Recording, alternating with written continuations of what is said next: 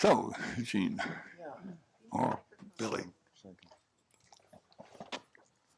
They can't see you sitting Are we down on? like that. Yeah. Why don't you move to the Sure, you can all see us, right?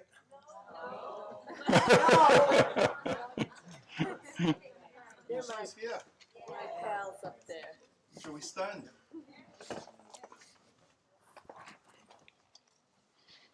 I think there's good news and there's some bad news. The good news that I see is that the therapeutic state wasn't always here. It started sometime, perhaps 100 years ago, maybe a little less. And the good news as I see it is that this fashion will end at some point. It will change, regardless of what we do or don't do. The bad news is I don't see an end in sight. Do you? Do I? Yeah, do you? I'm trying to be really optimistic, and I'm also a fool. So yes, I think there's something in sight that might be better than what we've experienced in the 20th century. When Ken was talking, I was thinking about the choices that we've had in the 20th century of living in psychotropia. Yeah. This for the camera. And now in the 21st century, we have potentially beyond the therapeutic state, but within it also. This is not. State therapeutics. This is not his. This is his. So not only in perhaps one's medications for problem solving, but now we have a psychotechnology war, where one's model is now better than another, and state therapeutics is potentially taking over. How that fits with ideas of classification and commodification, it certainly fits with the commercialization of talking. Yes. Yeah? And it seems that in this audience we are experts, we might say, in talking. But do we want to commercialize it in a way that potentially the state can capitalize on it and tell us what to think and how to talk and when to talk? But I'm optimistic. I'm very optimistic. I remember talking with a group of midwives, it was from Botswana, when I was asked to talk about therapy. It was the worst experience of my life. And they told me that the idea that I was offering them in terms of the therapy model I was asked to speak about did not include the community. And they left me some words which I think have stayed with me, because as Ken was talking, I was fiddling about in my jacket and I took my wallet out because I wrote it down on a piece of paper, and I've had it now for 6 years. And it seems to capture, certainly from my optimism, I think there's something on the horizon. I think that's why we're here. I think that's why Ken is talking about beyond the therapeutic state, beyond this conversation that we might have. And those words are from the Botswanan folks is quite simply this. Well, it's not simple because it's very difficult to say. But it goes like this. Natwa, Kigolo, Keya, Molo. And from that group of people who were talking about how they help others, it means a big fight from the mouth. And that's what people do in Botswana when they're helping people in distress and with problems. They join in the big fight from the mouth. So I'm here to engage in a big fight from the mouth. So if someone wants to join me, you're very welcome.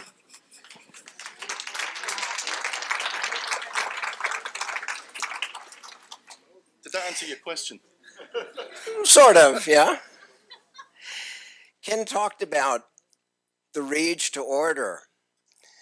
And my question is, are you talking about a new disorder? Are we still in the realm of pathologies? Where's the place for collective rage about our inequitable economic order that excludes, subjugates, damages, and indeed kills so many persons? And is this rage not a necessary, while very silent, set of voices within the collective societal creation of meanings? In other words, can rage and anger be compatible within a collaborative approach? Or must rage always be suppressed in the interest of fostering collaboration? This I find an interesting question to think about.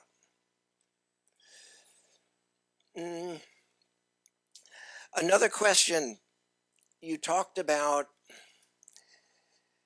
the ideal of engaging in dialogue with others who are perhaps involved in the what I would call the pharmaceutical, medical, industrial complex.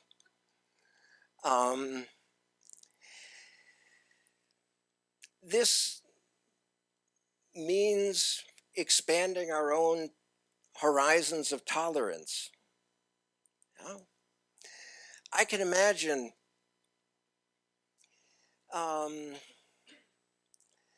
it would be very easy to create some new disorders, perhaps something like the sociopathic neoliberal pharma industry lackey disorder, or perhaps the coercive treatment disorder, or even what's already been called the pervasive labeling, and I would add and pill pushing disorder. But I think simply coming up with new diagnoses will greatly reduce the possibilities for collaboration.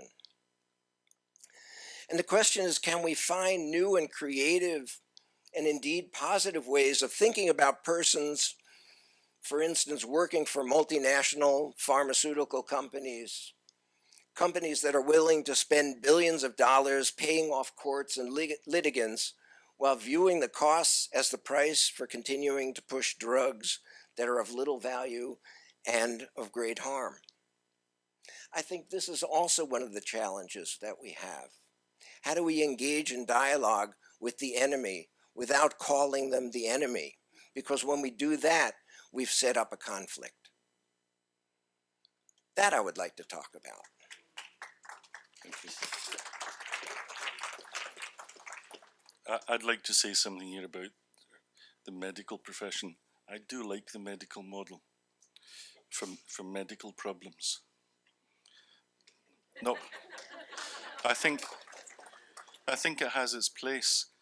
But if I can just give you a little snippet of maybe what Ken was alluding to when maybe beyond this conversation we can have conversations with drug company people or policymakers or other folks. And in the past 5 years in the UK, we've spent £1.2 billion. No, £1 billion on drugs that don't work. And not only have we spent £1 billion on the drugs, but the government themselves have said it's better to cycle and swim and be in a relationship and talk with people than take the drugs. They should be a last resort, is what they say. But we hear always that they're a first resort. And that's just over the past couple of years. But I think there needs to be a rethink of what I might call psychoeconomics. If we could have money like £1.2 million and put it into something that's more useful, like conversations like we're having here, so we can make a difference. I think that would be much more useful. So bring on the politicians.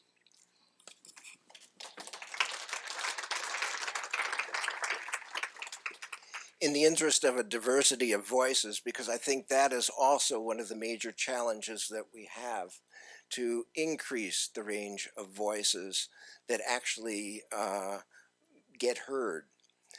I would say we have some great problems, not only with the cycle of infirmity. When Ken was talking about the cycle of infirmity, it reminded me of the work of Ivan Illich, who wrote in his Medical Nemesis many, many years ago about the ways in which the expansionism of the medicalizing of everyday life has basically iatrogenically created many, many new problems, which then, of course, professionals have to treat. And I think the question is a broader one, not only beyond the therapeutic state, but maybe even beyond the medical state. When we think about the pharma industry and how many hundreds of billions of dollars are spent on not only the pharma industry, but on health care spending, and the numbers of professionals, the numbers of people that are involved in the anxiety-making machinery that causes us all to continue running to doctors. The question is this the kind of society we want to have? Are there other ways of imagining, as Sheila talked about, ways of caring other than this medicalized world? Are we nearly done? I think so, because to tell you the truth, these questions are very important, but in 5 minutes, Germany and the United States are going to be playing a soccer match. And guess what? He supports both teams. But just to finish off, I think something occurred to me as you were talking, Eugene, and some of the ideas that we were jotting down. There are lots of jottings, I think, on people's paper here. They want to say something. They want to put their words into the room. I think is really important. I'm not suggesting we do that, because I know you're excited about the football match now. But what I would invite you to do, if you like, is that this is the biggest whiteboard that I have ever seen in my life. Look at the size of it. Yeah? If we put the screen up, I would invite you to come down, and if you could just write something on the board or put something on the whiteboard for us. And maybe by the end of the conference, we've created a motif. We've created something that will speak to what the conference is about. And it might just be a question or a word or your name or something. But the whiteboard is open for business. Thank you.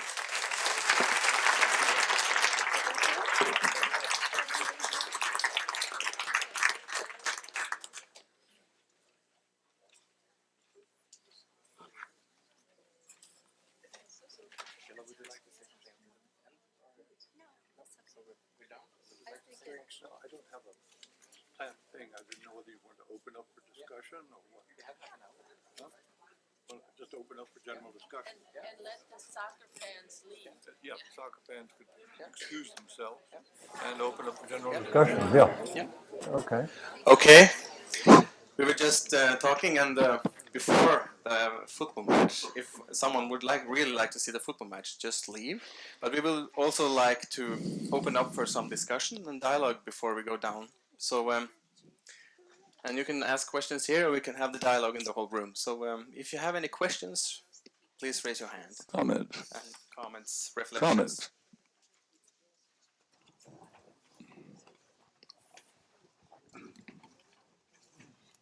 I mean, those games only last an hour, right? No, 2 hours. 2 hours. Oh, listen. Help me listen. Okay.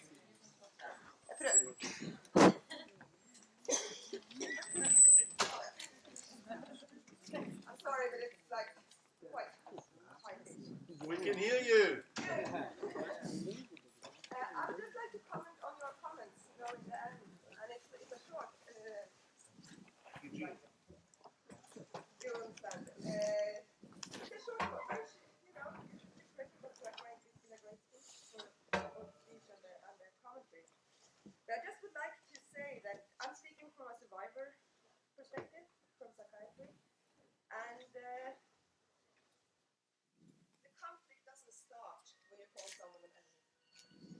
it starts before, it starts with oppression. Yeah. And because this was you know, we are clapping for it and we want a dialogue. But from my perspective, that's not when the conflict starts. It's not when I call out my enemy and say, stop oppressing me. The conflict starts long time before that.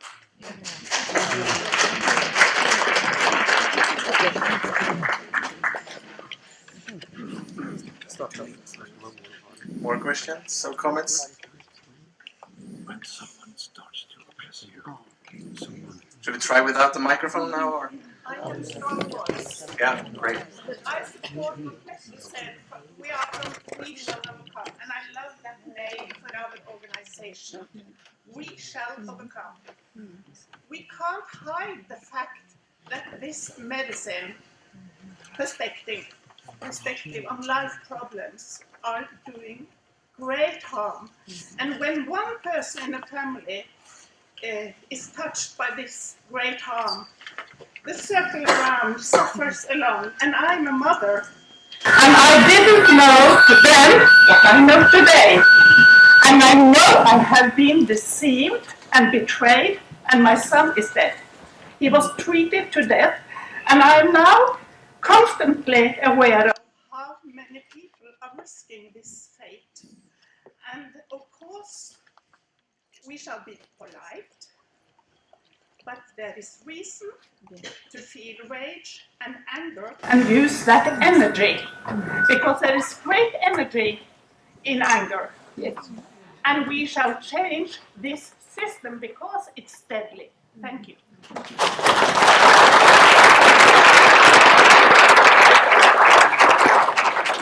There's another comment here, down here. Well, what the heck, I'll stand up to that, great. I like what somebody said at the beginning about a conference that actually really starts something, because I get so bored with conferences. So I think the thing is to take risk, otherwise nothing changes. So I love what those two people said, and I hope it's a strong conference, because otherwise it's just boring.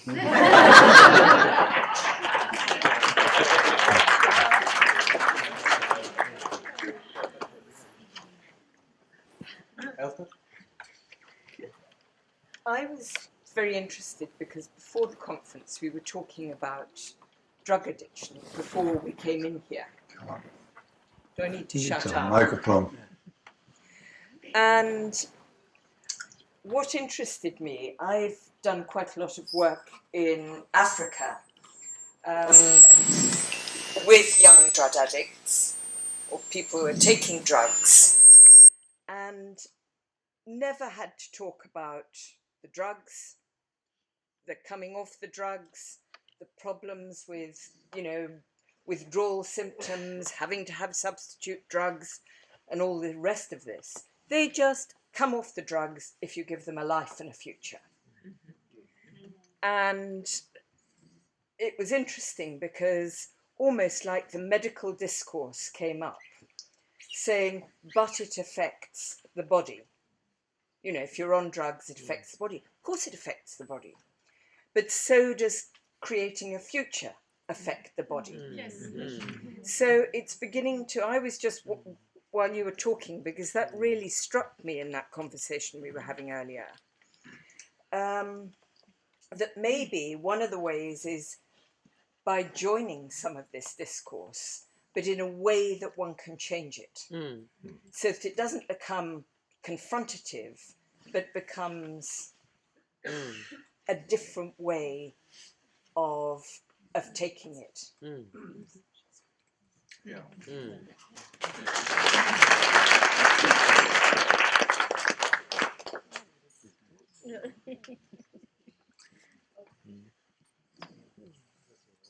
Try this once more then. Yeah. I'll try this. Ole from Denmark. I think we all know we've got many difficulties and problems. I think part of it is that the language, the vocabulary we're using has the background of what we can think of systems and everything that we're coming in. And every time we get in our minds or in our language to speak as if there's we and them. And every time we do that, we end up the same place. To change something, we'll have to be able to find out how to speak with a we that includes everybody. Them and we is only we, and we have to speak in the way that we dare say we and include the ones we now think of as them. And if we don't do that, we end up just supporting what we want to fight. Yeah.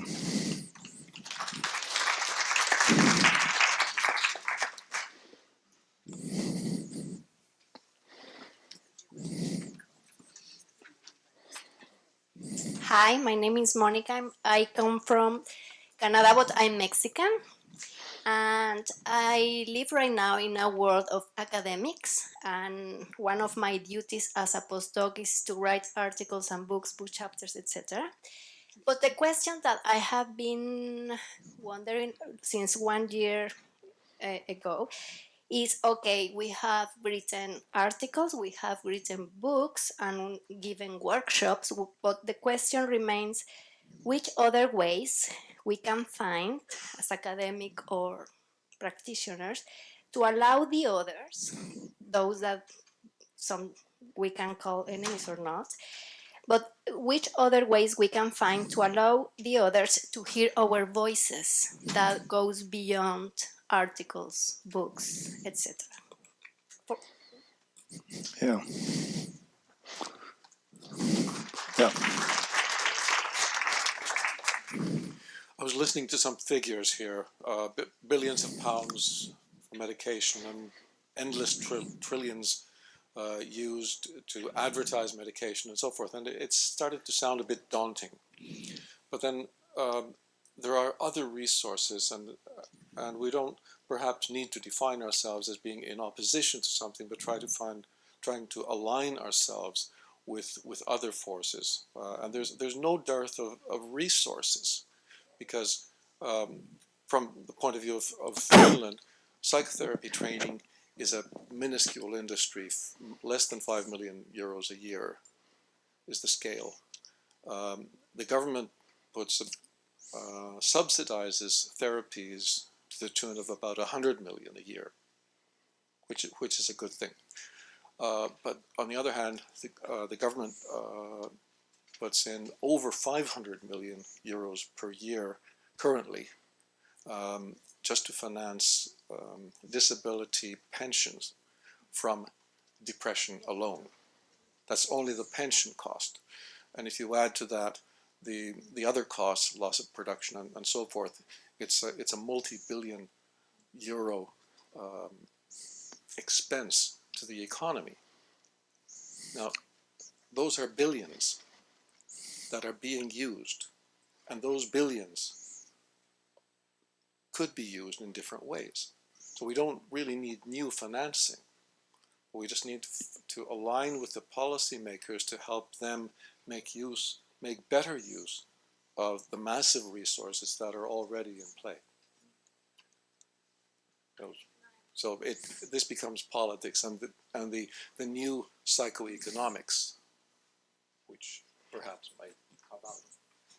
may perhaps come out of this as well. Thank you. There's a comment from Margaret and Karina and you.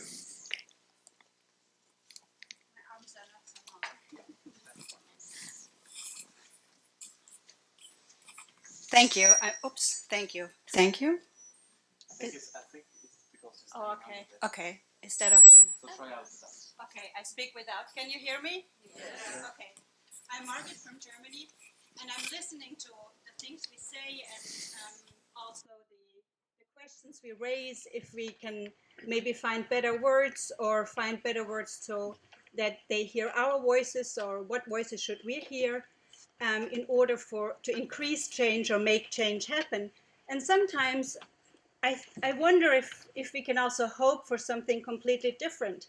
For example, when horse manure, horse shit, was overflowing Manhattan, they were having committees and trying to find solutions after solutions to stop that problem. And you know what stopped the problem? The cars, right. So sometimes, and many things, so sometimes something more useful, something more attractive something that is just working better comes along. And I would like to think about that. What could it be that we could invent or support that's just more attractive than a dialogue of illness, a dialogue of pathology, and using medication? Okay,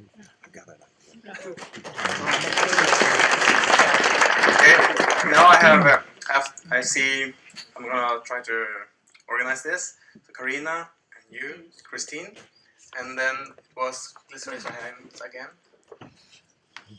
And then these are the three has the last comments, and then we go in for a drink and a music concert, okay? And we will continue the dialogue during these days. Okay.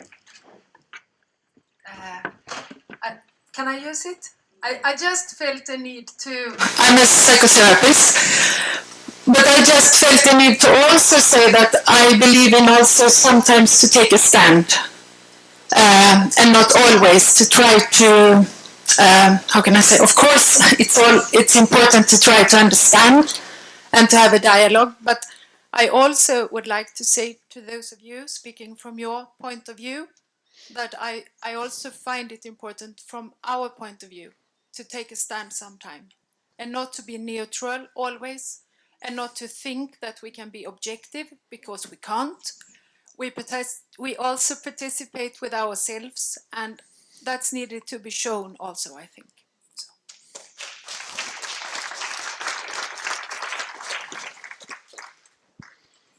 You have to try without. I have to try without? Oh. Okay. Sorry. Okay, I just wanted to respond to the woman in front of me whose name I don't know. Monica, the question of what else can we be doing? Because I think we can have all kinds of conversations with the drug companies or people who are against them and have alternative approaches, but where are the voice of our communities? Where are the voice of the patients? Where are the voice of the people who are mentally ill? I'll put that in quotes. And what about the overall environment that is creating the mental illness, which is increasing poverty and segregation, that I think as mental health professionals, we have some responsibility to respond and work on the bigger picture and bring our patients and communities into this dialogue.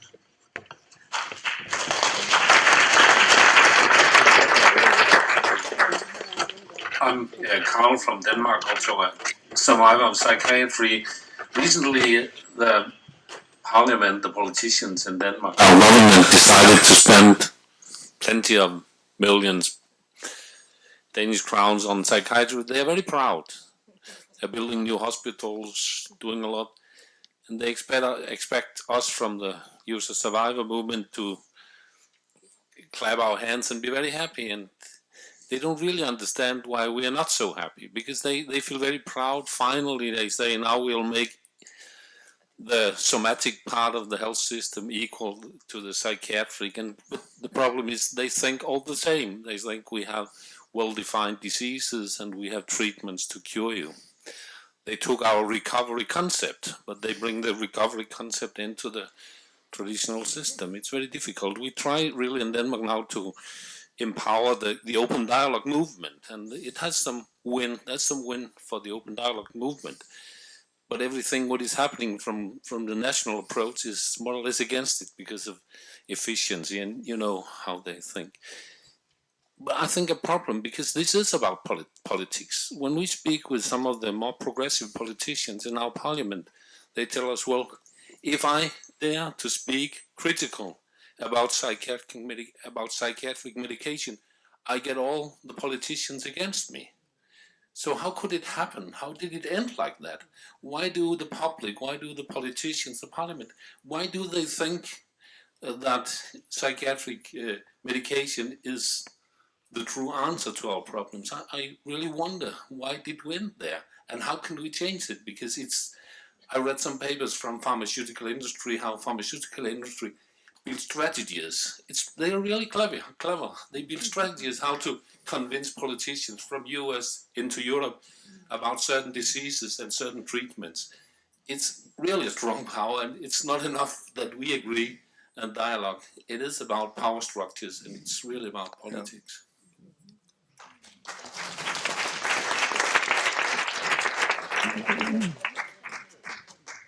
My name is Jeff, and this is making me think about a Sicilian story I heard once. I'm not from Sicily.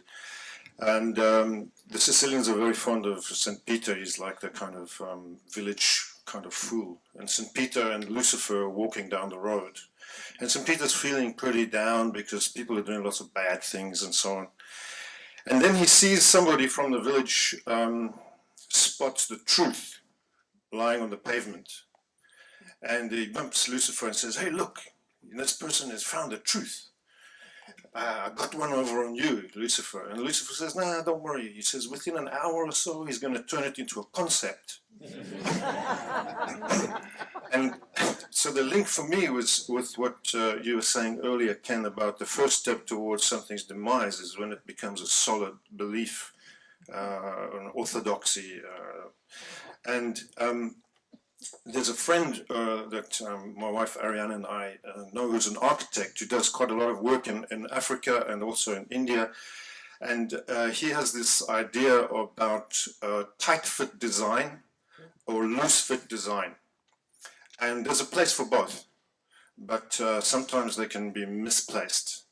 And the tight fit design is typically when somebody from a big distance away has a decision about some kind of standard formula, and it's convenient, and you know, you can make money out of it and so forth, and then you impose it onto a structure that it doesn't fit. Whereas loose fit design is where you actually look at what's happening and see what resources and what resourcefulness there is within that system. And then attempt to maximize that. But the design can be kind of weird.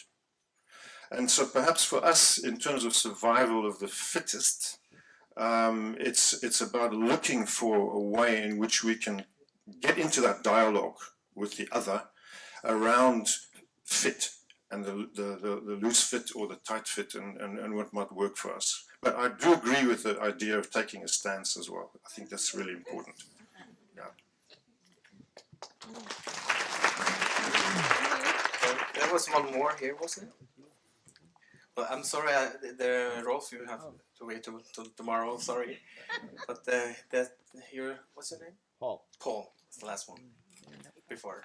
Would you like the phone? Or I'm under the thing. Well, I think I agree that politics have to be involved in this, and that politics is basically how are we going to divide up the resources available. And I think one place to start is in a country like the U.S. at least, if there was a guaranteed income every year that you didn't have to work for or apply for or anything like that, it would go a long way to solving a lot of problems.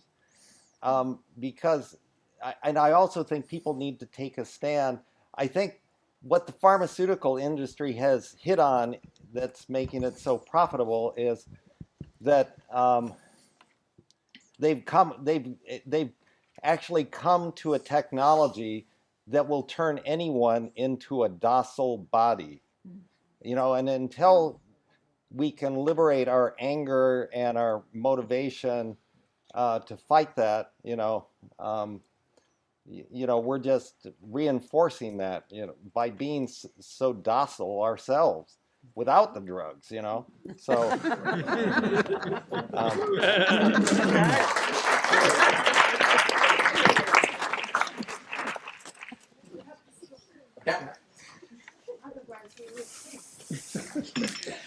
So let's continue the dialogue downstairs and tomorrow and during these fantastic days. Just a few reminders of tomorrow. There's a bookstore right across the hall here, which is only open before and in breaks. And as you can see, it's only 2 doors in, so please come a bit early before we start, because otherwise we just sit and wait. So enjoy, go downstairs, and there's going to be some music, a drink, and have fun.